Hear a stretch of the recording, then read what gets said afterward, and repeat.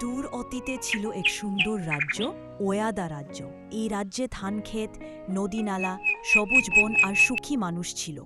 প্রজারা রাজাকে ভালোবাসত, কারণ তিনি ছিলেন ন্যায়পরায়ণ শাসক। রাজা ধীরাজ সিংহ ছিলেন গম্ভীর, দৃঢ়চেতা আর রাজ্যের মর্যাদায় সচেতন। তিনি সবসময় ভাবতেন কিভাবে রাজ্যের সুনাম রক্ষা করা যায়।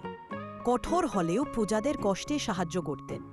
তিনি ভাবতেন রাজকন্যার বিয়ে হোক এক রাজপুত্রের সঙ্গে। রানী ছিলেন স্নেহময়ী, কোমল স্বভাবের। প্রাসাদের চাকর-বাকর সঙ্গে সহজে কথা বলতেন। রাজা যখন কঠোর হতেন, রানী সবসময় কোমলভাবে বোঝাতেন। রাজকন্যাকে শেখাতেন দয়া ও সহমর্মিতা। রাজকুমারী সুবর্ণতা ছিলেন রাজ্যের প্রাণ। তার স্বভাব ছিল দয়ালু ও হাসিখুশি। তিনি প্রজাদের কষ্ট দেখে দুঃখ পেতেন। চাকর-বাকরদের বন্ধু বানিয়ে ফেলতেন সহজেই। তিনি চাইতেন না শুধু রাজকুমারী বলে সবাই তাকে সম্মান করুক, বরং মন দেখে ভালোবাসুক। একদিন রাজা সুবর্ণাতাকে বলল, তুমি এখন বড় হয়েছ। এক যোগ্য রাজপুত্রকে বিয়ে করলে রাজ্যের সম্মান বাড়বে।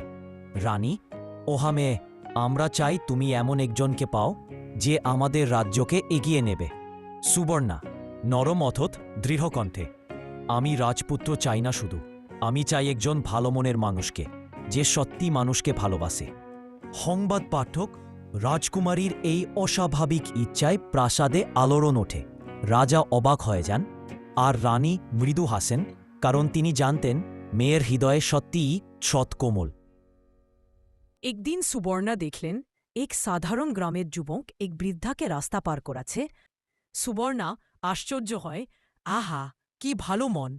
নাম তার কি? ও রাজকুমারী, ওর নাম অরুণ। সে গ্রামের একজন সাধারণ ছেলে, কিন্তু সবার বিপদে পাশে দাঁড়ায়। গ্রামের হাটের সাক্ষাৎ একদিন সুবর্ণা সাধারণ পোশাক পরে হাটে যায়। সেখানে অরুণের সঙ্গে দেখা হয়। সুবর্ণা, তুমি কেন সবার এত সাহায্য করো? অরুণ হাসি দিয়ে, আমার কাছে ধন সম্পদ নেই, কিন্তু যদি একটু দুঃখী মানুষকে সাহায্য করি, আমার মন ভরে যায়। সুবর্ণা মুগ্ধ হয়, তুমি সত্যিই বিশেষ। সুবর্ণা, বাবা, আমি আমার জীবনসঙ্গী বেছে নিয়েছি। তিনি রাজপুত্র নন, তিনি অরুণ, কিন্তু তার মন রাজাদের থেকেও বড়। রাজা কঠিন কণ্ঠে, কি এক সাধারণ গ্রামবাসীকে বিয়ে করবে তুমি? ধীরাজ, আমাদের মেয়ে ভুল কিছু বলছে না।